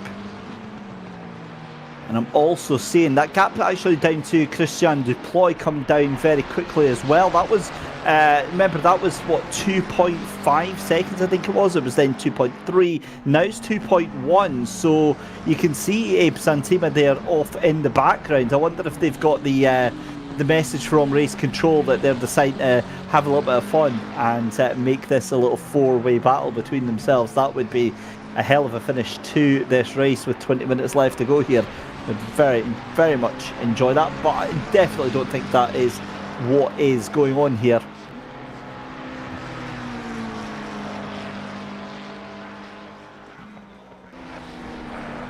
Through that right-hander then at Cops Corner. Gap still half a second between both of those parties just now that we've been watching. And again, through Maggots and Beckett's, it's really here that you want to be able to be right firmly onto the tail end. I think that's exactly what has happened here with Abe Santima. You can also see Cody Sherritt having a little look, but this is the closest now Abe Santima has been on the run down to Stowe. Is it going to be a move? He tucks in behind the car. Again, just happy to chase that car down in front, but not quite close enough to make a move just yet here. And again, it could be a case of Abe wanting to wait until the last possible minute so he knows that Christian Deploy isn't able to try and get a cutback or try and get the lead back from the slipstream there. But again, not too sure whether that is the case or not. So much of this, so much of my job as a commentator is speculating, is thinking about previous races, thinking about previous championships that I've seen these drivers in, previous similar experiences where I've watched races like this unfold, and trying to, you know, essentially throw it all on black, trying to predict what is going to happen based on what I've been able to see here. So again, it's no more qualified than throwing a hoop in the wind and trying to land it somewhere. Sometimes it works, sometimes it doesn't, and sometimes it hits you back in the face. Well, it quite often hits you back in the face. But with 15 minutes left to go, I'm going to throw it out there again and say that these positions aren't going to change in the next 15 minutes. It's going to come close. There might be a little bit of toing and froing, but I think this is how the order is going to pan out. Because, I win both ways. If we get an overtake and something happens, brilliant. If we don't, then I've been proved right. So I win either way. It's a fantastic one.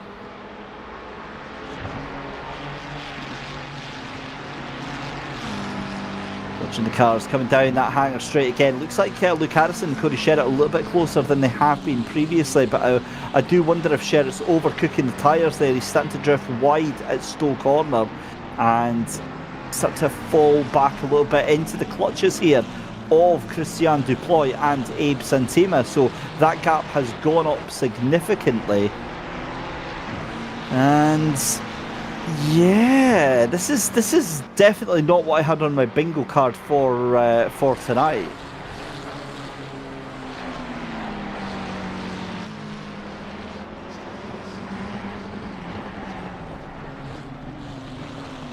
Back full screen there with Cody Sherritt, and that's a mistake there from Luke Harrison that allows Sherritt to close right back up. That was coming in to the right-hander there at Abbey.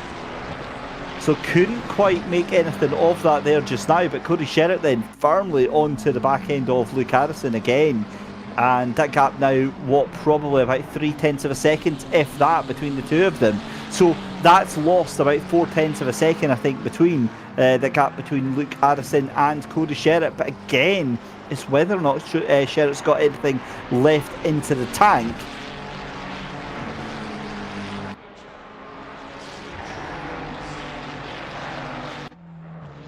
In fact, weirdly, it's actually gone up. 13.5 seconds is the lead that George Boothby has got over Tariq Adam, and Tariq Adam then with a 4.7 second gap over Luke Harrison. So the two of them are just off into the sunset. They are away with it in the nicest possible sense here. However, I'm also seeing that's the lap times is around about 158.3 from the two of them here. So George Boothby, absolutely stellar laps, better than everyone else pace-wise out there on the track. It's just been ridiculous pace that he has got going on there just now. Meanwhile, back with the fight for 3rd, 4th, 5th and 6th, Santima has dropped away a little bit from this fight just now. It's now a three-way fight between the Genisus Esports cars. Luke Addison still coming under pressure, and Addison that last lap there 59.5 as Cody Sherritt doing a 59.7, and now there you go, Christian Duploy doing a 58.9. So Duploy and Santima are actually much faster than the two cars in front, than Luke Harrison and Cody Sherritt. So we could see a huge fight going on here in the final 15 minutes of the race for that final podium spot. That's what we're basically teeing ourselves up for just now.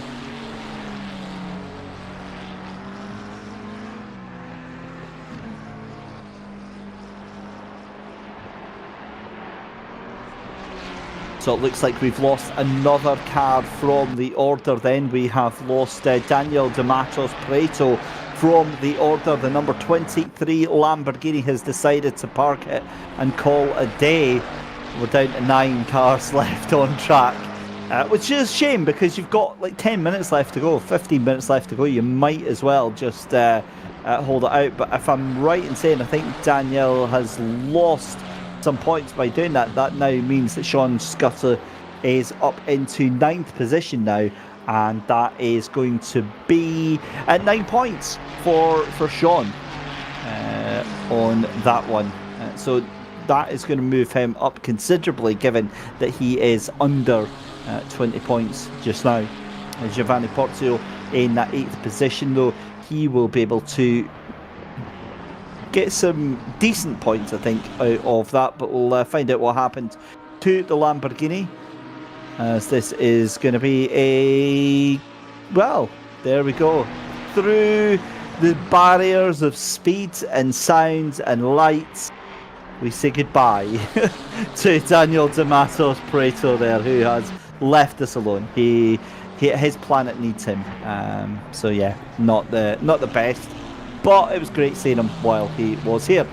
Talking of which, Cody Sherritt now well and truly onto the back of Luke Addison here. I'm wondering if tyres are starting to become an issue at Silverstone. Very easy to cook the tyres to within an inch of the life.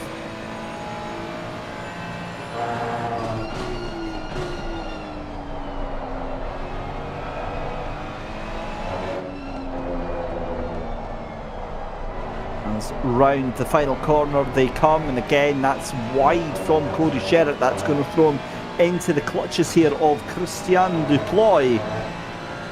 And well, this is starting to get quite interesting now, because while we were excited about Luke Addison losing potentially the fight to Cody Sherritt, I'm now interested in the fight between Cody Sherritt and the one that we didn't think was going to happen with Christian Duploy. So those two could be fighting out for 4th, and that'll be an absolute godsend for Luke Addison, because he then gets to streak away with that 3rd position.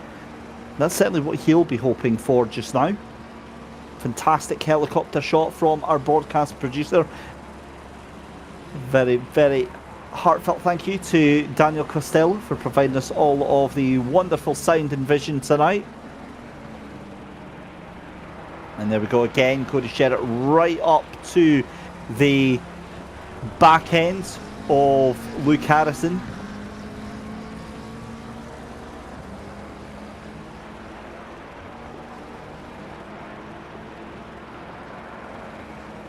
And here we go then.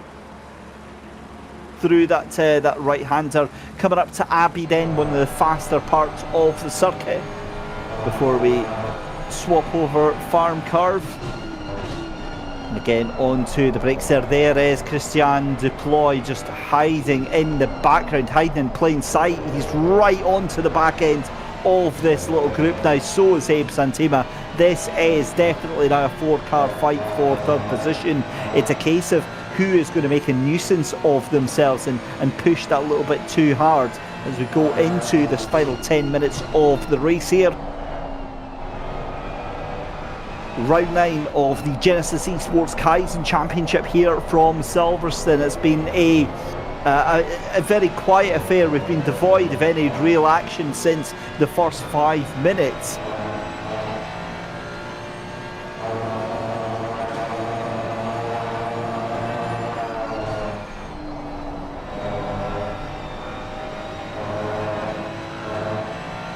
Through the right-hander they go at Cops Corner, then coming up to that famous complex at Maggots and Beckett's, where the cars weave left, then right, then left, then right again, and then finally left onto that hangar straight. Is this the moment though for Cody Sherritt? That's a great run out of that corner, firmly onto the back end. This could be it then. The slipstream is real between the two of them. This could be Cody Sherritt's chance into Stoke Corner. Not close enough. And now is Cody Sherritt going to be ruining that moment, that opportunity? It's a missed opportunity, because here comes Christian Duploy into the fight as well now.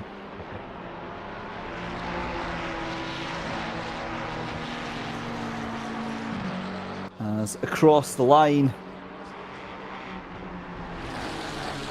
8.5 minutes left to go. That's a huge jump over the curb there for Cody Sherritt. He's got the run, but again can't quite do anything as they go through into that right-hander here. He is pushing all that pressure on to Luke Addison, but also Christian Deploy now a second away from this little fight here just now. Abe Santima dropping off a cliff, 1.6 seconds. His tyres are absolutely done. I wonder if Cody Sherritt has saved his tyres right until the end here. That could be the only explanation for where this pace is coming from.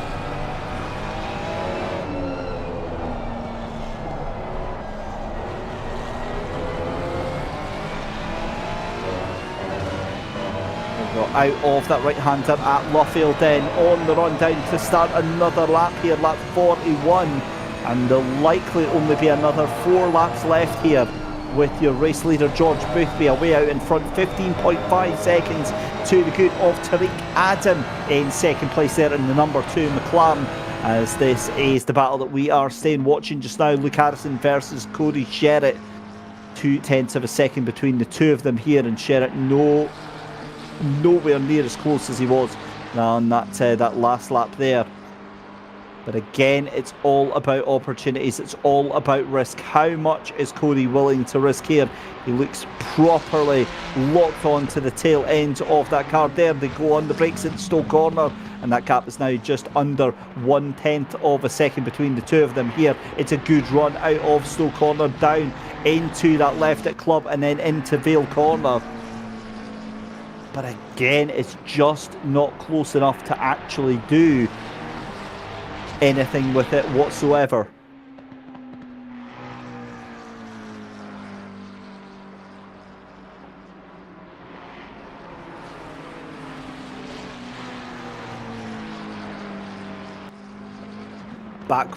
Back with Abe Santima then for Thomas Eng Sim Racing, and he has come right back into it. He was 1.9 seconds behind Christian Deploy. It's now 1.3 as George Boothby sets the fastest lap of the race, 15.9 seconds now ahead of Tariq Adam, as we are into almost the final 5 minutes of the race. So the dying embers of round 9, and it is starting to get very, very close between Addison, between Sherritt and Deploy, but yeah, I do think that this is done. I think that this is now pace management from the three of them. Surely they're not going to want to risk anything for just a couple of points here and there.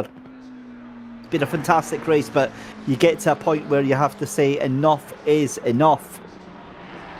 And I think that point might have been reached. Certainly, they'd love to have a photo finish with Addison, Sherritt and Deploy, but as I said, I can't see any real fighting going on in this final 5.5 minutes, which is fine. You can completely understand that. You've got to think of the team as well. You've got to think of the sponsors, and you've got to think of making sure of yourself as well, getting a decent finish. Sherritt gets a good run out of Maggots and Beckett, but again, it's not going to be close enough to make a move into Stowe Corner. But again, that car looking very, very aggressive. It does look like he wants to take the fight to Luke Harrison, but at the moment I don't think there is enough in the tank in that Ferrari to actually make it happen over Harrison here.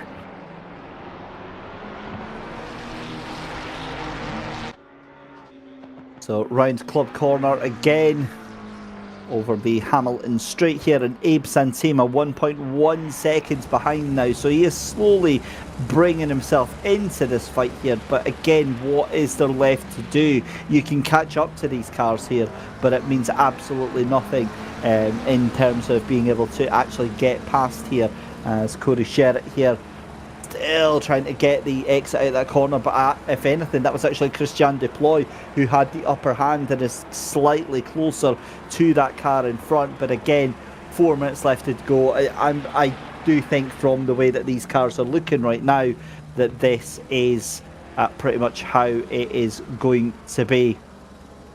I think we're actually going to get another 2 laps after this, just with the fact that George Boothby crossed the line and he's doing 158s at the moment. So I think the next lap round will be our final lap of the race, or even penultimate lap of the race here, as we're seeing Cody Sherritt in this fantastic helicopter view. That's wide from Luke Harrison, and it's wide from Christian Deploy as well.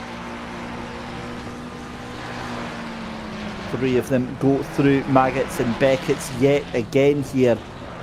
But again, what can Sherritt do? He gets a good run out here onto the hanger straight. But it's still not close enough. It's still, there's not enough power in that Ferrari to actually make the move here into Stowe Corner.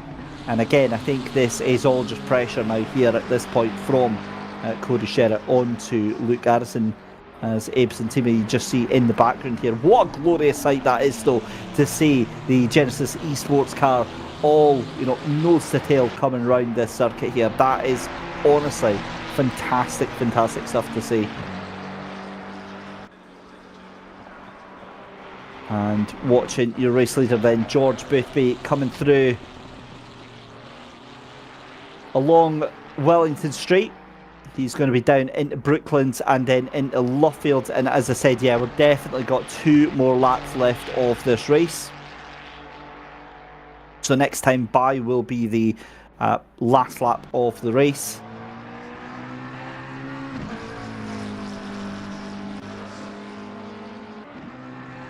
So across the line. And so this is the penultimate lap of the race.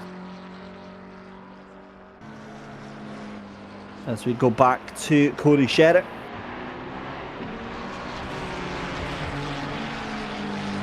As I said, next time by will be the last lap for George Boothby.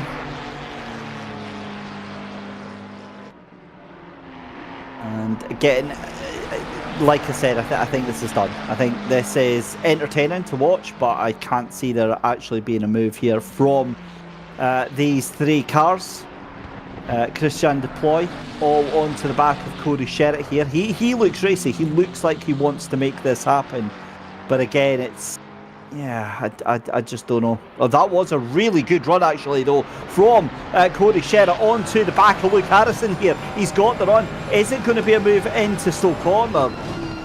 Again, just backs off. It looks exciting. It looks like, oh, is he going to make it happen? But again, actually, have a look at Christian Deploy. He wants to have a go. Christian Deploy's just gone, thank you very much. Oh, that was opportunistic to say the very, very least. Cody Sherritt, though, takes that position back. That was getting a little bit hairy, scary there between the 3 of them. But if anything, that has now just sealed the fact that Luke Harrison's safe in that 3rd position just now. 35 seconds left to go. And that is going to mean that George Boothby is going to cross the line to start his final lap of the race as he comes into Brooklands and into Luffield just now. He'll go across the line and get that started. There we go then. George Boothby comes across the line with 10 seconds left to go.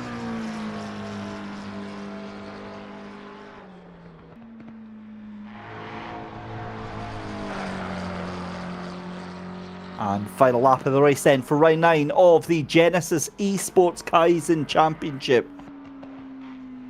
The white lights go on. Good evening to Seshaba Mashigo.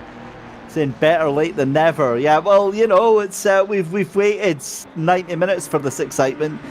You better not deny us now. Better not deny us now right at the last here. But I think, as I say, this is now a scripted affair. I think this is all for show. But they're going to have to watch out, because who's not playing into this game is Abe Santima. He could quite happily take quite a few positions here. But 45 laps are in the book here for round 9 at Silverstone. It's been an exhibition race. It's been another exhibition race here for George Boothby. He has just shown how it is done as he comes out of the corner along the Hamilton Straight here, and he is going to be making his way round the final couple of corners to put another win into the books. Meanwhile, we're watching picture in picture here. You can see Luke Harrison, Cody Sherritt, Christian Deploy all line astern. Abe Santima also in the mix with this as well. But through the final couple of corners comes your race leader then through the loop, through Aintree for the final time. George Boothby there. Right, let's see what is going to happen here, because this is all going to go hell in a handbasket. You just know it, with Addison, with Sherritt, Deploy and Santima all in the mix there. Santima goes very, very wide. Manages to hold on to it just But here comes your race leader then for the final time. George Boothby rounds the final corner. He's made it look so easy as he's able to do so many times before. But round 9 here at Silverstone goes the way of George Boothby to take the checkered flag here for the Genisus Esports Kaizen Championship. Second place is going to be Tariq Adam with no real pressure whatsoever. And then it is going to be Luke Addison in that third position. Tariq Adam comes across the line to take a very well-deserved second place there. And Luke Addison going to take that final step on the podium ahead of Cody Sherritt, ahead of Christian Duploy, and ahead of Abe Santima. And power slides the car into Cop's corner there and into the kitty litter as well. Christian Fenter in 7th position, Giovanni Porzio in 8th position, and then Sean Skitter in 9th position as well. So there we go. That is it, ladies and gentlemen. Round 9 is in the books. We'll take a couple of minutes to wait for a chat with George Boothby, our race winner, and potentially Tariq Adam and Luke Addison as well. We'll rattle through the interviews, and then that will be us for tonight. But a huge thank you for joining us tonight. We hope you thoroughly enjoyed all of the action. It's certainly been a entertaining race, shall we say. It's been a race. We'll commit to that. It's been a race here at Silverstone. Either way, fantastic performance for George Boothby to take the race win, and I can see them orderly filling themselves up into the waiting room. So why don't we bring in our race winner, George Boothby? And George, welcome along, my friend. That was a bit of a lonely race at the front for you tonight. 15 seconds, 16 seconds at the end there. Just an exhibition race? Yeah, that was a good race. I felt like I didn't have much pace in the first stint, and I was definitely had Tariq Adam like all over the back of me, like at times, like in terms of like the gap. Like I got lucky to get just over a second, then it went to 2, then back to 1, then up to 2, and yeah, I was thinking like if I make one silly mistake here, he could latch onto my slipstream. But then I don't know, the second stint happened, and it's like the car just became alive in the hot attempts, and yeah, I don't know, I didn't expect to have so much pace. I maybe I'll have to look back at my stream and my setup and see why that was, but I'm not complaining. So it's a shame that Luke wasn't here today, because I think the BOP was really close between these cars, and I think it could have been a really, really good race. But it's you got to take every opportunity you can get, and I'm going to use this to hopefully get the championship lead and have a good shot at maybe closing it out in the next few rounds. Well, I was about to say, you said obviously it's a shame that Luke's not here, but 235 points even, and 234 points in the championship lead with just 3 rounds left to go. That's not a bad position to be in, and a hell of a turnaround as well. Yeah, it's not bad at all. We take those. Excellent stuff. Well, listen, anybody you want to say thank you tonight to, George? Yeah, obviously the stream as always, anyone who's watching on Twitch, and yeah, you guys as well, because again, appreciate you guys doing all the commentary and putting this on, and yeah, hopefully we can get some more numbers, because I think we just need to get a bit more of a grid, but I'm sure it'll come. Excellent stuff. Well, congratulations on the win, George, and we will see you next time out. Hey, thank you so much. Take care, guys.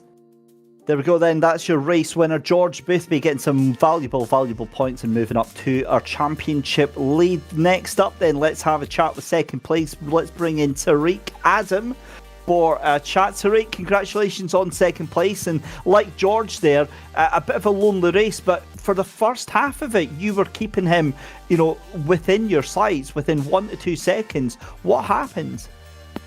Thanks. First stint was okay. I just kind of messed up quali, so I started behind Cody, and then trying to get past him at the start, that costed me basically that gap that I had, that 1.5 seconds that I had to Boothby.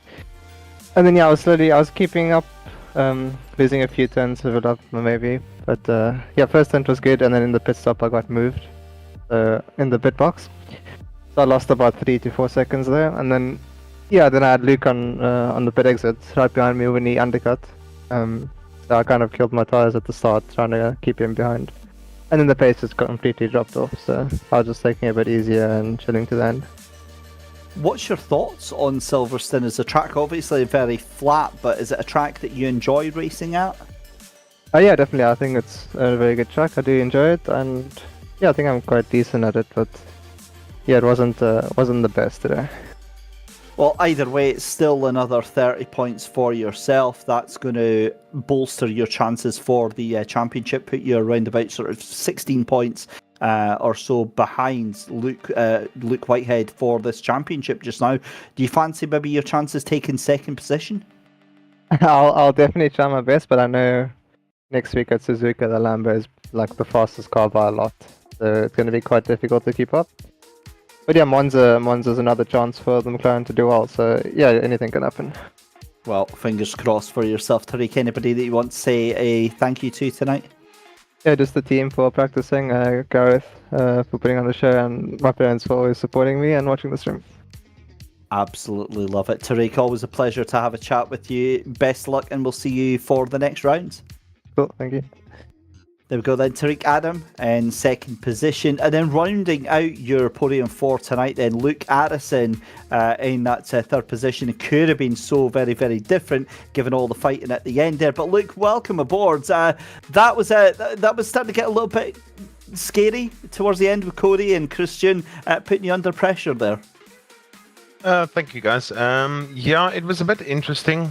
Cody and I were discussing it the entire time. He had a little bit of a leg pain, so he was managing it quite well at the start, and I was just trying to keep nice and close with him. I went for the undercut, but then I didn't realize that Tariq was going to mess up his pit stop, so I tried to race against Tariq and completely binned my tires at the start of the stint. And then Cody was complaining about my pace, and then it meant that Christian as well as Santem ended up catching us towards the end, but I literally just had no pace whatsoever, so I just had to try and take it easy, avoid cuts, and try and defend. How stressful was that at the end, trying to manage that position? It wasn't too stressful. I knew that especially with the Ferrari, the amount of dirty air you have, unless you're significantly faster than the person in front, and depending on where you go for a move, it's just exceptionally difficult to overtake a similar Ferrari. And then I know that if Cody had to battle me too hard, he'd have to defend against Christian, so it kind of made it a bit easier for me that Christian was there as well. Excellent stuff. Well, listen, Luke, it was a brilliant race. Anybody you'd like to say a thank you to? I just thank you again for obviously Gareth as well as everyone behind the scenes putting on the awesome show for us every single week. Commentary, the stream itself, everyone participating. And yeah, thank you everyone as a whole. Appreciate it. Excellent stuff. Well, Luke, congratulations, and we'll see you in a couple of weeks' time. Awesome. Thank you very much. Excellent stuff. So there we go. Luke Addison is your final podium sitter there for us in this round 9 of the Genisus Esports Kaizen Championship. Congratulations, ladies and gentlemen. You made it through round 9. It was a tough one tonight, but we got through it together. Let's have a look at what we have got in store for you. We'll have Tapello back with us here in the commentary box next round for round 10 at Suzuka. Then we have Monza and Watkins Glen rounding out your season. So the next 3 weeks are absolutely sorted. So all that remains to say is a huge thank you to all of you at home for watching here tonight. Very much appreciate it. Hit that subscribe button for Genisus Esports and you'll get up to date with all of the action here on here. I've been David Christie. It's been a huge thank you to Daniel Costello behind the scenes in our broadcast booth as well, bringing you all of the sound and vision. It's been my pleasure to be with you here tonight, and we will see you again here for next week for round 10 of the Genisus Esports Kaizen Championship.